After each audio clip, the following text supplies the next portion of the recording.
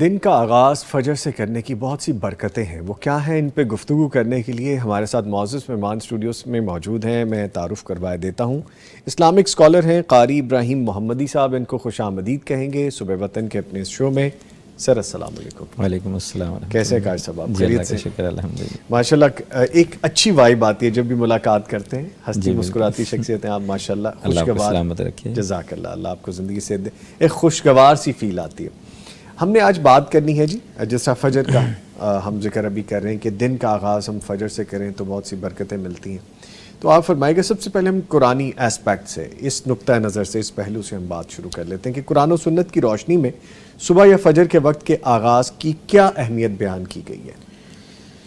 جی بالکل، ایک مسلمان انسان جو ہوتا ہے، ایک مومن انسان، اس کا آغاز صبح کا جو ہے وہ فجر کی نماز کے ساتھ اور اللہ کی عبادت کے ساتھ، اس کی بڑی اہمیت ہے جو اللہ تعالیٰ نے قرآن مجید میں بھی بیان کی ہے، بلکہ جو خاص وقت ہے اس کے حوالہ سے بھی، اگر ہم صرف صبح کے وقت کی بات کریں تو اس حوالے سے بھی اللہ تبارک و تعالیٰ نے قرآن مجید میں صبح کے وقت کی قسمیں کھائی ہیں، والفجر ولیال عشر، یعنی صبح کے وقت خصوصاً فجر کی نماز کی وقت اللہ کی قسم اللہ تعالیٰ کھا رہے ہیں۔ اسی طرح قرآن مجید میں ایک دوسرے مقام پہ اللہ تعالیٰ نے فرمایا والصبح اذا تنفس، اور صبح کی قسم جب وہ سانس لیتی ہے، یعنی صبح پھوٹ پڑتی ہے، صبح روشن ہوتی ہے، اس وقت کی قسم۔ اور اسی طرح ایک اور تیسرے مقام پہ بھی اللہ تعالیٰ نے اسی طرح کے انداز میں فرمایا والصبح اذا اسفر، جب صبح اپنی روشنی پھیلا دیتی ہے، اس وقت کی قسم۔ یعنی اللہ تبارک و تعالیٰ کسی معمولی چیز کی تو نہیں قسم کھا سکتے نا، یقیناً ایک بڑی چیز ہے، اہمیت کی حامل ہے، تو اسی لیے اللہ تبارک و تعالیٰ اس کی قسم کھا رہے ہیں۔ تو صبح کے وقت کی اور پھر بالخصوص نماز فجر کی اللہ تعالیٰ قسم کھا رہے ہیں۔ اس سے پتہ چلتا ہے کہ فجر کی وقت کی اور صبح کے وقت کی اللہ کے ہاں کس قدر اہمیت ہے۔ ٹھیک ہے، تو نماز فجر کے حوالہ سے تو بالخصوص اللہ تبارک و تعالیٰ کا حکم ہے، اقیم الصلاۃ، جس طرح پہلے سیگمنٹ میں ہمارے قاری صاحب نے تلاوت کی، ان کے بھی یہی الفاظ تھے، آیات تھی، اقیم الصلاۃ لدلوک الشمس الی غسق اللیل وقرآن الفجر ان قرآن الفجر کان مشہودا، یعنی نماز کا حکم نبی علیہ الصلوۃ والسلام کو بالخصوص اور امت پوری کو بالعموم دیا جا رہا ہے، تو اس میں فجر کا بالخصوص ذکر کیا، ان قرآن الفجر کان مشہودا۔ یہاں پہ قرآن کا تلاوت کرنا، فجر کے وقت پڑھنے سے مراد نماز فجر کی ادائیگی ہے کہ باجماعت ادا کرنا، تو اللہ تبارک و تعالیٰ بالخصوص نماز فجر کے حوالہ میں تلقین فرما رہے ہیں کہ یہ وقت مشہود ہے، یعنی مشہودہ لفظ بھی، اس کے اندر بھی یہ خاصیت پائی جاتی ہے کہ جس کا معنی ہے کہ اس وقت حاضر ہوتا ہے، یعنی حاضر کیا جاتا ہے، حاضر ہونا، یہ سارے معنی ہیں۔ یعنی ایک تو آپ کا قرآن پڑھنا، عبادت کرنا، نماز ادا کرنا، یہ اللہ کے دربار میں حاضر کیا جاتا ہے۔ دوسرا اس کا مطلب یہ بھی ہے کہ اس وقت رات کے اور صبح کے جو فرشتے ہوتے ہیں وہ اس وقت جمع ہوتے ہیں، یعنی رات کے فرشتے جو ہے نا وہ جانے کے لیے تیار ہوتے ہیں اور صبح کے آ رہا ہوتا ہے، تو اس وقت آپ کی وہ حاضری اللہ کے دربار میں پیش، حالانکہ اللہ پہلے ہی بخوبی جانتے ہیں، لیکن اس کے باوجود فرشتے جو ہے نا وہ جا کر بھی بتاتے ہیں کہ اللہ تیرے بندہ اس وقت نماز کے اندر موجود تھا۔ تو یہاں سے ہمیں اندازہ ہوتا ہے کہ نماز فجر اور صبح کے وقت کی کس قدر اہمیت ہے، کہ جو مشہود ہے اللہ کے ہاں، اس وقت کو حاضر کیا جاتا ہے اور اس وقت کے عبادات اور معاملات کو بھی اللہ کے سامنے پیش کیا جاتا ہے۔ ٹھیک ہے، قرآنی اسپیکٹ کے بعد اس پہلو سے آگے تھوڑا بڑھتے ہیں، تم سیرت کے پہلو کو تھوڑا سامنے رکھ لیں کہ نبی کریم صلی اللہ علیہ وآلہ وسلم کی سیرت طیبہ میں جو دن کا آغاز ہے فجر کے بعد کیسا ہوتا تھا، یعنی ہم اس سے اگر سبق سیکھتے ہیں جو ہمارے ڈیلی معاملات ہونے چاہیے۔ اللہ اکبر کبیرہ، نبی علیہ الصلوۃ والسلام کی زندگی مبارک تو ایک عملی قرآن ہے نا، اگر ہم قرآن مجید کو کاغذ کے اندر اور گتوں کے اندر دیکھنا چاہتے ہیں تو وہ شکل ہمارے سامنے موجود ہے کتابی شکل کے اندر، لیکن عملی طور پر اگر ہم دیکھنا چاہتے ہیں تو وہ نبی کائنات صلی اللہ علیہ وسلم کی شخصیت مبارک ہے۔ تو آپ صلی اللہ علیہ وسلم کی زندگی کو بھی اللہ تعالیٰ نے ہمارے لیے نمونہ قرار دیا، لقد کان لکم فی رسول اللہ اسوۃ حسنہ۔ تو نبی علیہ الصلوۃ والسلام کی عملی زندگی سے بھی، سیرت طیبہ سے بھی ہمیں جو سبق فجر کا اور صبح کے وقت کا ملتا ہے وہ بھی بڑا پیارا ہے۔ آپ صلی اللہ علیہ وسلم صبح جب بیدار ہوتے تو بیداری کے بعد آپ صلی اللہ علیہ وسلم وضو کرتے، پھر نماز تہجد جو ہے نا وہ ادا فرماتے، اور تہجد کے اندر آپ صلی اللہ علیہ وسلم لمبی لمبی تلاوت فرماتے، پھر اس کے بعد امت کے لیے دعائیں کرتے، آپ کی مناجات ہوتی، التجائیں ہوتی۔ ہماری امی جان سیدہ عائشہ صدیقہ طیبہ طاہرہ رضی اللہ تعالیٰ عنہ فرماتی ہیں کہ آپ صلی اللہ علیہ وسلم جب سجدے میں ہوتے تو ایسے محسوس ہوتا تھا جیسے کوئی ہنڈیا وہ چولہے کے اوپر رکھ دی جائے تو اس کے ابلنے کی وجہ سے، پانی کے ابھار کی وجہ سے جو آواز پیدا ہوتی ہے، اس طرح آپ کے سینہ مبارک سے آواز آتی، اور جس طرح چکی چلتی ہے اور چکی کے دو پارٹ پتھر آپس میں گھستے ہیں تو آوازیں آتی ہیں، اس طرح آپ کے سینہ سے رونے کی آوازیں آتی، یعنی آپ گڑ گڑاتے، روتے۔ یعنی یہ وہ مبارک اور متبرک وقت ہے کہ آپ صلی اللہ علیہ وسلم اس کو ضائع نہیں فرماتے تھے، یعنی آپ بیدار ہوتے اور اس وقت اللہ سے مناجات اور التجائیں فریادیں کرتے۔ پھر اس کے بعد اذان فجر کا وقت ہو جاتا، تو نبی علیہ الصلوۃ والسلام کے دور مبارک کے اندر فجر کی 2 اذانیں ہوتی تھیں، ایک جس کو ہم عموماً تہجد کی اذان کہتے ہیں، اب بھی حرمین شریفین میں ہم جائیں تو وہاں پہ تہجد کی اذان ہوتی ہے، تو آپ صلی اللہ علیہ وسلم کے دور کے اندر بھی ایسے ہی تھا۔ حضرت بلال رضی اللہ تعالیٰ عنہ جو تھے وہ پہلی اذان کہا کرتے، تو اس وقت لوگ عبادت کے اندر مشغول ہوتے، کسی نے سحری کرنی ہے تو اس میں مشغول ہوتا، تو آپ صلی اللہ علیہ وسلم عبادت میں مشغول رہتے۔ پھر جب دوسری اذان ہوتی جو عبداللہ بن ام مکتوم رضی اللہ تعالیٰ عنہ دیا کرتے تھے، وہ نبی صحابی تھے، تو انہیں جب کہا جاتا تھا نا کہ صبح ہو گئی ہے، اصبحتا صبح کا وقت ہو گیا، تو پھر وہ اذان کہا کرتے، تو آپ صلی اللہ علیہ وسلم پھر اس وقت فجر کی 2 سنتیں ادا کرتے، ہلکی سنتیں، عموماً آپ گھر میں ہی ادا فرمایا کرتے تھے۔ تو اس کے بعد رسول اللہ صلی اللہ علیہ وسلم دائیں کروٹ لیٹ جایا کرتے آپ کے، یعنی صبح کے وقت کے معمولات میں سے تھا۔ پھر دعائیں بھی ہیں، وہ آپ صلی اللہ علیہ وسلم کچھ دعائیں پڑھتے اور پھر اٹھتے، اور اتنی دیر میں حضرت بلال رضی اللہ تعالیٰ عنہ وہ آپ کے دروازے پہ تشریف لاتے، حاضر ہوتے اور آ کر کہتے کہ نماز کا وقت ہوا، تو پھر آپ نماز پڑھانے کے لیے تشریف لے کے جاتے، تو رسول اللہ صلی اللہ علیہ وسلم پھر نماز پڑھاتے، اور پھر اس کے بعد آپ صلی اللہ علیہ وسلم کوئی درس و تدریس، وعظ و نصیحت، کوئی خوابوں کی تعبیر، جس طرح ہمارا خوابوں کا سسٹم چلتا ہے، اس طرح آپ صلی اللہ علیہ وسلم پوچھتے کہ کسی کو کوئی خواب آیا تو بتائیں، تو آپ صلی اللہ علیہ وسلم پھر اس کی تعبیر بتاتے، کوئی نہیں بتاتا تو آپ صلی اللہ علیہ وسلم بتا دیتے آج مجھے یہ خواب آئی ہے، آپ اس کی تعبیر بتاتے، پھر ذکر اذکار تلاوت میں مشغول رہتے عطا کہ جو ہے نا سورج طلوع ہو جاتا، پھر اس کے بعد آپ نماز اشراق ادا کرتے۔ یہ آپ صلی اللہ علیہ وسلم کا معمول تھا صبح کا، یعنی سیرت طیبہ ہمیں یہ نقشہ ہمارے سامنے ہے کہ نبی علیہ الصلوۃ والسلام ایک لمحہ بھی عبادت الہی سے، اور آپ کا یہ معمول کس قدر مبارک تھا اور کس قدر بہترین تھا کہ ایک لمحہ بھی اس کے اندر تعطل نہیں تھا، آپ صلی اللہ علیہ وسلم مشغول رہتے۔ اچھا سر، جیسے آپ فرما رہے ہیں نا، تو ایک چیز ہمیں بڑی سیکھنے کو یہاں پہ جو ہم ٹاپک ڈسکس کر رہے ہیں وہ تو ہے، وہ یہ بھی ملتی ہے کہ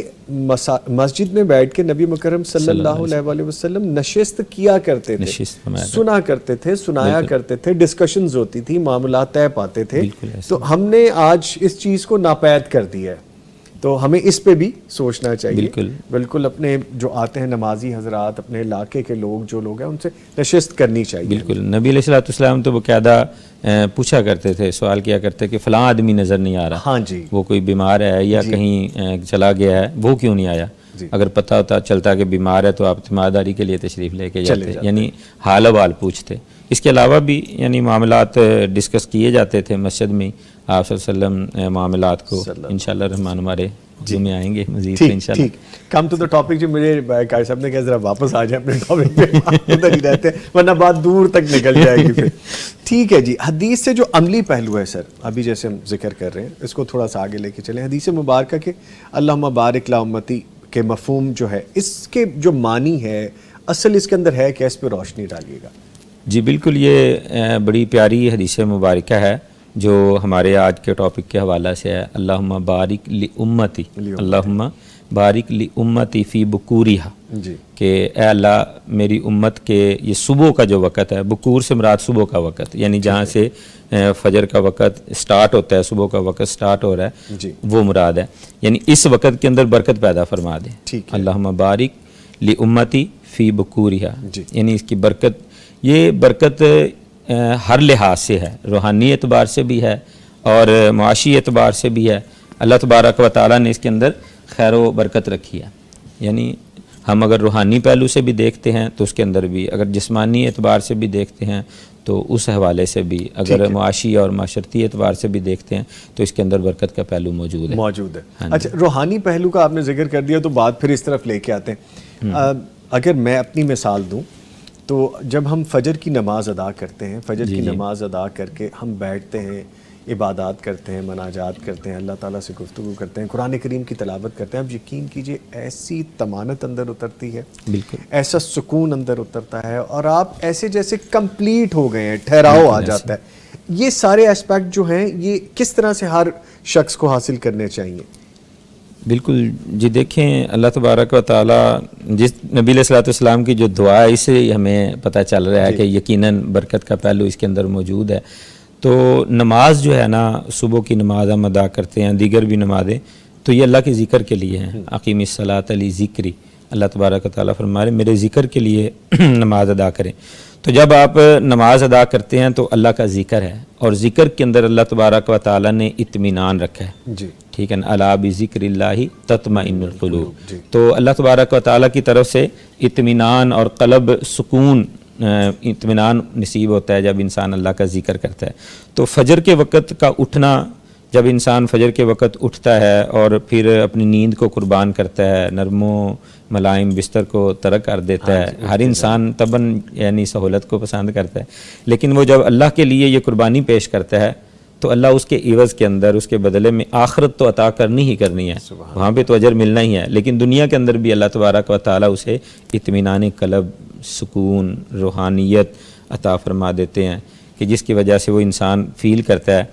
کہ میں یعنی ریلیکس ہو گیا ہوں،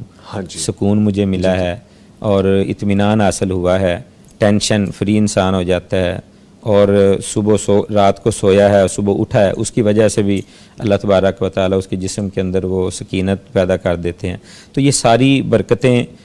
فجر کی ادائیگی، نماز اور پلس اللہ کے ذکر کی وجہ سے انسان کو حاصل ہو جاتا ہے۔ اگر سر ہم سماجی اور معاشی پہلو بھی دیکھیں نا، معیشت تو ہمیں ضروری چاہیے زندہ رہنے کے لیے، یہ صبح فجر کی نماز جو ہے صرف عبادات تک محدود ہے، یا جو ہمارے رزق میں اضافہ ہے، ہماری معیشت کی بہتری ہے، ہماری کامیابیاں ہیں؟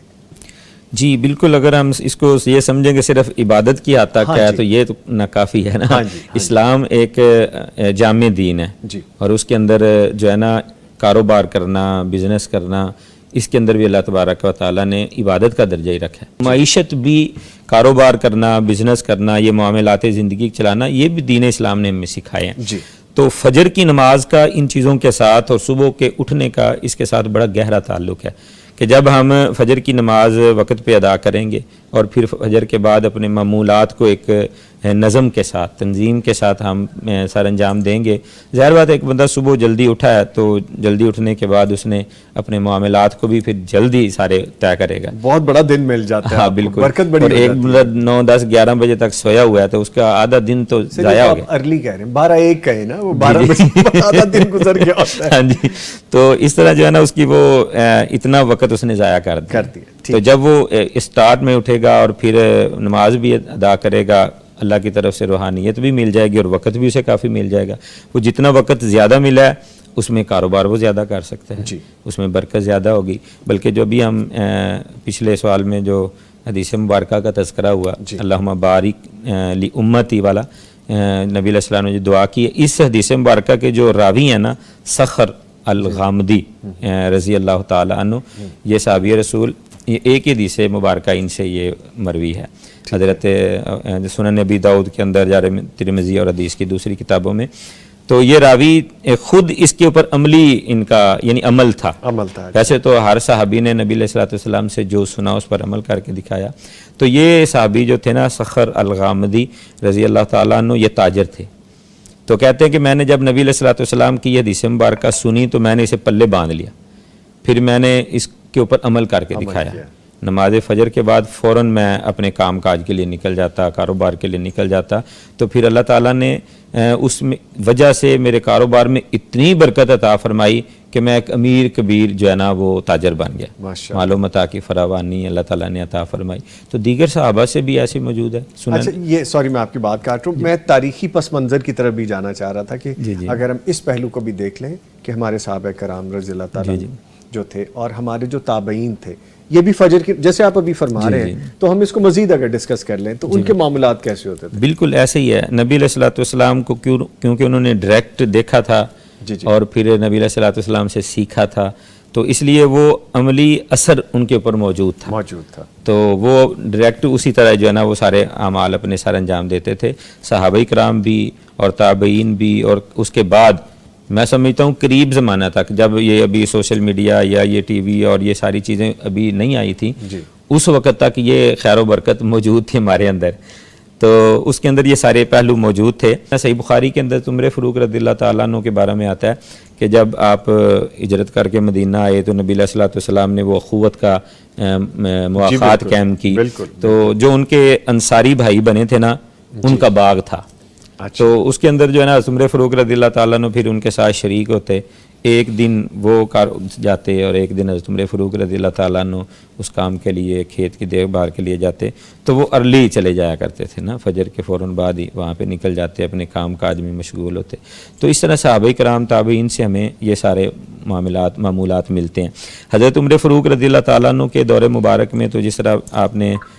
پہلی گفتگو میں تذکرہ کیا کہ نبی علیہ الصلوۃ والسلام آپس میں ڈسکس کرتے، گفتگو کرتے، تو اس طرح معاملات حضرت عمر فاروق رضی اللہ تعالیٰ عنہ کے دور مبارک کے اندر باقاعدہ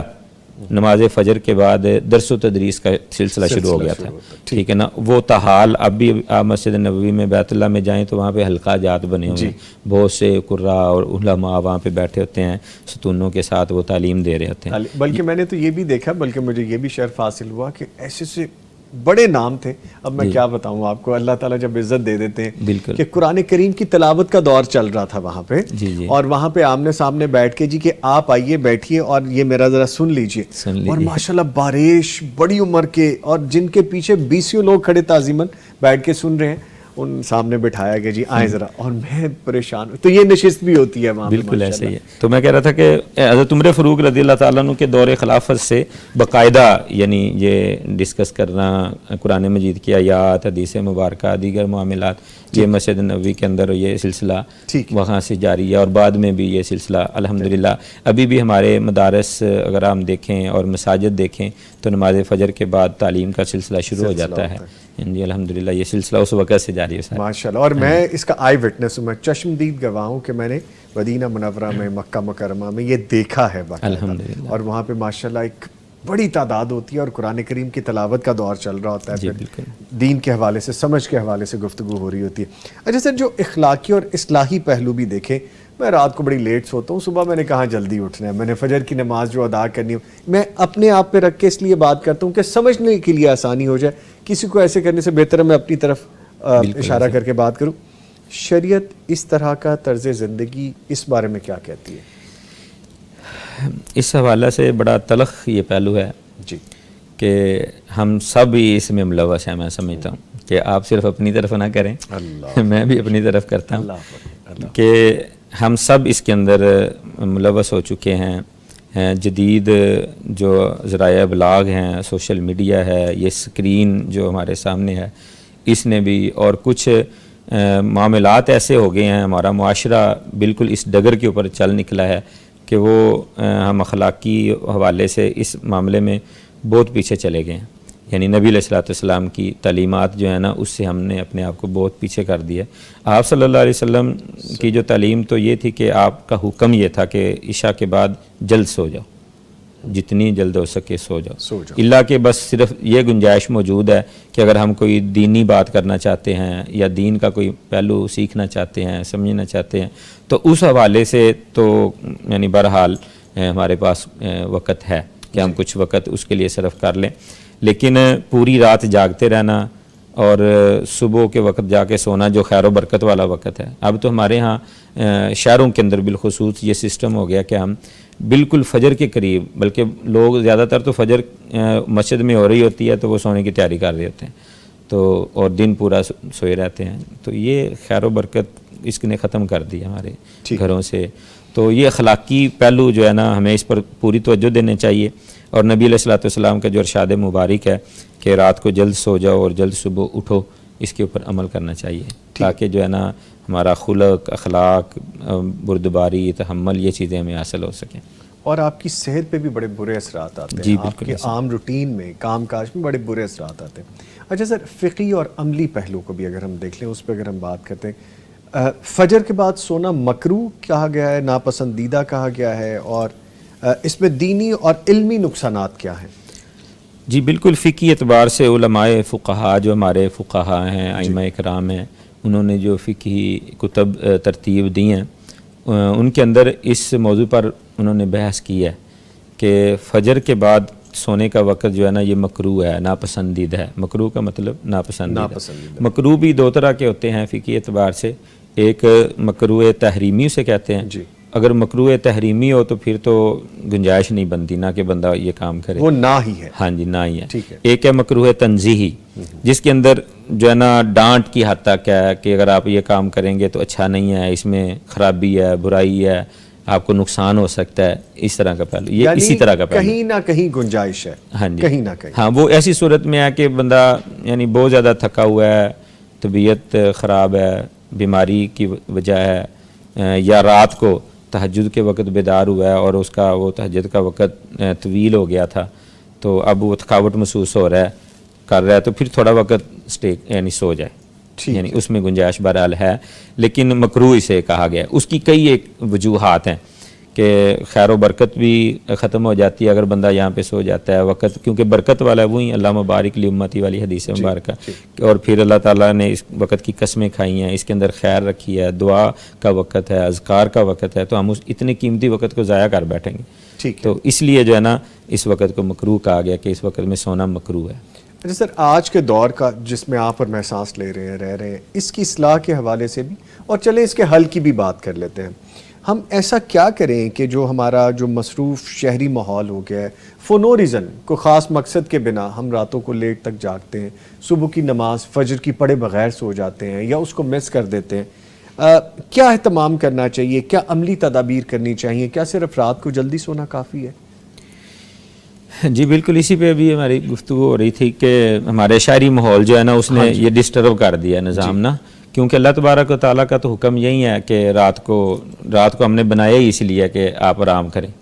تو دن کو ہم نے آپ کے معاش کا ذریعہ بنایا ہے، تو معاش کے لیے دن ہی ہے، رات نہیں ہے، رات جو ہے نا آرام کے لیے آپ آرام کریں، تو اس کے لیے عملی ہماری صورت یہی ہو سکتی ہے، ایک تو نبی علیہ الصلوۃ والسلام کے فرمان کی روشنی میں بالکل منوان اسی طرح عمل کیا جائے کہ ہم مغرب کی عشاء کی نماز ادا کریں اور سو جائیں، جی ٹھیک ہے، اور فجر کے قریب اٹھ جائیں، تہجد کے وقت اللہ تعالیٰ توفیق عطا فرمائے تو ٹھیک، نہیں تو کم از کم فجر کے لیے تو ضرور اٹھیں، اور پھر اس کے بعد اپنے معمولات کو آگے کنٹینیو کریں۔ تو یہ جو نا ایک تو یہ طریقہ ہے نبی علیہ الصلوۃ والسلام کے حکم پر عمل کرتے، اس کی عملی صورت ہم ایسے کر سکتے ہیں کہ اپنے سوشل میڈیا اور موبائل وغیرہ اسکرین اس کو آف کر دیں، اچھا، تو آرام پھر میسر آ جائے، محنت کرنی پڑے گی، محنت کرنی پڑے گی، عملی طور پر یہ ہمیں تھوڑی سی جو ہے نا آف کرنی پڑے گی، اگر ہم عملی طور پر اس طرف دھیان نہیں دیں گے تو پھر جو ہے نا جس طرح اگر میں ہوں تو میں موبائل سے لگا ہوں، بچے ہیں تو بچے لگے ہوئے ہیں، فیملی کا ہر بندہ اپنا موبائل ہے اور پھر وہ موبائل پہ مصروف ہے۔ ہوتا ہی یہ ہے کہ آپ بیٹھے اور اگر ٹی وی بھی لگا ہوا ہے تو آپ نے علیحدہ آپ نہیں، میں نے علیحدہ موبائل پکڑا ہے، کسی نے علیحدہ پکڑا ہے، گھر کے اگر 4 ممبر ہیں سب موبائل لے کے بیٹھے ہیں اور سامنے ٹی وی بھی چل رہا ہے، بالکل ایسے ہی، تو یہ ہمیں خود ہی کرنا پڑے گا، گھر کے سربراہ، اس پہ تھوڑی سی محنت کرنی پڑے گی، محنت کرنی، گھر کے جو سربراہ ہیں ان کو اس پر توجہ دینی پڑے گی، تبھی یہ معاملات بہتر ہو سکتے ہیں۔ ٹھیک ہے۔ اچھا سر، میں نے بھی ایکسپیرینس کیا ہے، ماشاءاللہ مجھ سے بہتر اس بارے میں بتا سکتے ہیں کہ فجر کی نماز میں نمازیوں کی تعداد بڑی کم ہو جاتی ہے، عام روٹین میں ہم دیکھتے ہیں ظہر، عصر، مغرب، عشاء، پھر بڑھ جاتی ہیں نمبر آف جو ہمارے نمازی حضرات ہیں، یہ خاص وجہ کیا ہے؟ جو بھی ہم بات کریں رات سونے کی، یا ہم بات کریں کہ ٹھیک ہے ابھی تو میں گھر میں پڑھ لوں گا، یا یہ وجہ ہے کہ لوگ اٹھتے ہی نہیں ہیں، کیا اس میں ریزن کیا ہو سکتی ہے؟ کئی وجوہات ہیں نوید بھائی اس میں، پہلی وجہ تو یہی ہے کہ ہم رات کو لیٹ سوتے ہیں، دوسری وجہ یہ ہے کہ ہم نے نماز کی فجر کی جو اہمیت ہے نا اس کو نہیں سمجھتے، نماز فجر کی اہمیت کس قدر زیادہ ہے۔ نبی علیہ الصلوۃ والسلام کے دور مبارک کے اندر فجر عشاء کی نمازوں کو بہت اہمیت دی جاتی تھی، یعنی حتیٰ کہ رسول اللہ صلی اللہ علیہ وسلم کا ارشاد مبارک ہے کہ اگر لوگوں کو پتہ چل جائے کہ فجر کی نماز کا اجر کیا ہے، ثواب کیا ہے، اور اس کے اندر وہ سکون، اطمینان، ساری چیزیں ہم کہہ سکتے ہیں کہ انہیں فجر کی نماز کے بارے میں اگر علم ہو جائے تو اگر وہ چل نہیں سکتے تو گھٹنوں کے بل گھسٹ کے جو ہے نا وہ مسجد میں آئیں نماز ادا کریں، نماز فجر کے لیے. تو یہ یعنی اہمیت ہے اس کی. اور اس کا دوسرا پہلو اگر ہم دیکھتے ہیں کہ جو بندہ نماز فجر کو چھوڑ دیتا ہے، نماز فجر کے لیے نہیں آتا، نماز فجر باجماعت یا لیٹ بھی ادا نہیں کرتا، یعنی طلوع فجر سے پہلے بھی ادا کر لے تو بہرحال ادا ہو جاتی ہے، لیکن اگر اس وقت تک بھی وہ ادا نہیں کرتا تو وہ کس قدر جو ہے نا پریشانی اور نحوست میں رہتا ہے. حدیث مبارکہ میں آتا ہے کہ رسول اللہ صلی اللہ علیہ وسلم نے فرمایا کہ رات کو نا شیطان انسان کے یہاں پہ نا گدی پہ 3 گرے لگا دیتا ہے اور پھر اس پر تھپکیاں دیتا ہے کہ سویا رہے، ابھی بڑی لمبی رات پڑی ہے، بڑا لمبا وقت ہے، تو وہ سویا رہتا ہے. اگر رسول صلی اللہ علیہ وسلم نے فرمایا کہ وہ بندہ اٹھ جائے، بیدار ہو جائے تو پھر وضو کرے. جب بیدار ہوتا ہے تو ایک گرہ کھل جاتی ہے، پھر وضو کرتا ہے تو دوسری گرہ کھل جاتی ہے، نماز ادا کرتا ہے تو تیسری گرہ کھل جاتی ہے. یعنی شیطان نے جو وہ گرہ لگائی تھی نا، جس کی وجہ سے نحوست، سستی، کاہلی اور بے سکونی، افراتفری، یہ سارے معاملات جو زندگی میں آتے ہیں ہم محسوس کرتے ہیں، یہ ساری چیزیں اس نحوست کی وجہ سے، شیطانی نحوست کی وجہ سے. تو اگر وہ کھل جائیں تو پھر برکت آ جاتی ہے. رسول اللہ صلی اللہ علیہ وسلم کھلتی جاتی ہیں تو انسان فریش ہو جاتا ہے، نشاط، حدیث میں آتا ہے نشاط ہو جاتا ہے، یعنی چست ہو جاتا ہے اور اسے کسی قسم کی ٹینشن پریشانی نہیں ہوتی، پھر وہ نماز ادا کرتا ہے، خیر و برکت ہو جاتی ہے. اگر وہ سویا رہتا ہے، یعنی دوسرا آدمی جو سویا رہتا ہے وہ تھپکیاں دیتا رہتا ہے حتیٰ کہ فجر کی نماز کا وقت چلا جاتا ہے، سورج طلوع ہو جاتا ہے، تو پھر وہ اٹھتا ہے، اتنی دیر میں وہ شیطان اس کے کانوں کے اندر پیشاب کر دیتا ہے. تو اب خود سوچیں کہ ایک عام بندہ اگر یا بچہ بھی پیشاب کر دے ہمارے کپڑوں پہ، جسم پہ یا بستر پہ، تو ہم اس کو فیل کرتے ہیں کہ کراہت سی محسوس کرتے ہیں کہ یہ کیا، ٹینشن میں آدمی پڑ جاتا ہے. تو شیطان جیسا پلید، ملعون، مردود وہ اگر پیشاب کر دیتا ہے تو اس کی کتنی نحوست ہوگی. تو یہ نحوست ہی وہ سبب ہے کہ جس کی وجہ سے ہماری زندگیوں میں افراتفری، بے سکونی اور یہ ساری چیزیں موجود ہیں. تو ان چیزوں کو جب ہم مد نظر رکھیں گے تو یقیناً پھر نماز کی حاضری جو ہے نا وہ بڑھے گی کہ بندہ کہے کہ میں ان نحوستوں سے بچ جاؤں اور برکتیں حاصل کر لوں. تو حدیث مبارکہ میں یہ بھی آتا ہے کہ رسول اللہ صلی اللہ علیہ وسلم نے فرمایا کہ جو نبی علیہ الصلوۃ والسلام کے دور مبارک کے اندر فجر کی نماز کے لیے حاضر نہیں ہوتے تھے نا، ان کے بارے میں صحابہ کا تاثر یہی تھا کہ یہ شاید منافق آدمی ہو گئے، یعنی فجر کی نماز کے لیے نہیں آتا. اور رسول اللہ صلی اللہ علیہ وسلم کا ارشاد مبارک بھی آپ صلی اللہ علیہ وسلم نے فرمایا کہ فجر کی اور عشاء کی نماز یہ جو منافق آدمی نے اس کی بڑی باری ہے، بڑی ثقیل ہے، اسے بہت مشکل لگتا ہے کہ میں فجر کے لیے آؤں،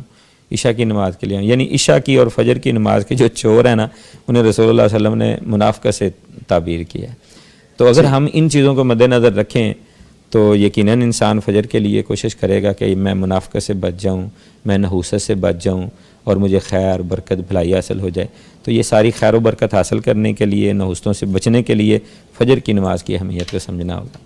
ٹھیک ہے، ویری ویل سیٹ جی. ہم ان ساری چیزوں کو ذہن میں بھی رکھیں گے، عمل کرنے کی بھی کوشش کریں گے، آپ کے آنے کا فائدہ بھی اٹھانے کی کوشش کریں گے. اللہ تعالیٰ برکت دے. Sir thank you very much. ہمارے ساتھ اسلامک اسکالر قاری ابراہیم محمدی صاحب موجود رہے. سر آپ کے آنے کا بہت شکریہ. بہت شکریہ. آپ یہ دیکھیے کہ جب دین کی بات کرتے ہیں، خیر کی بات کرتے ہیں، اصلاح کی بات کرتے ہیں، اپنے رب سے جڑنے کی بات کرتے ہیں اور اپنی بھلائی کی ہی بات کرتے ہیں تو وقت کیسے گزر جاتا ہے. مجھے ابھی لگ رہا تھا کہ ابھی تو میں نے بہت ساری چیزیں قاری صاحب سے بات کرنی ہے، لیکن بتا دیا گیا کہ جی بریک آ گئی ہے، تو بریک کا وقت ہو گیا تھا. انشاءاللہ نشستیں جاری رہیں گی اور انشاءاللہ ایسے ہی سیکھتے رہیں گے. کائنڈلی برائے مہربانی عمل بھی اس پہ کرنے کی ہمیں ہی ضرورت ہے، کیونکہ ہمارا اپنا ہی فائدہ ہے اس میں. لیں جی، یہاں پہ ایک چھوٹا سا وقفہ لے رہے ہیں اور وقفے کے بعد جب ہم دوبارہ آئیں گے تو آپ نے جو خواب دیکھ رکھے ہیں ان خوابوں کے حوالے سے ہم بہت سی گفتگو کرنے والے ہیں. ملتے ہیں ایک بریک کے بعد.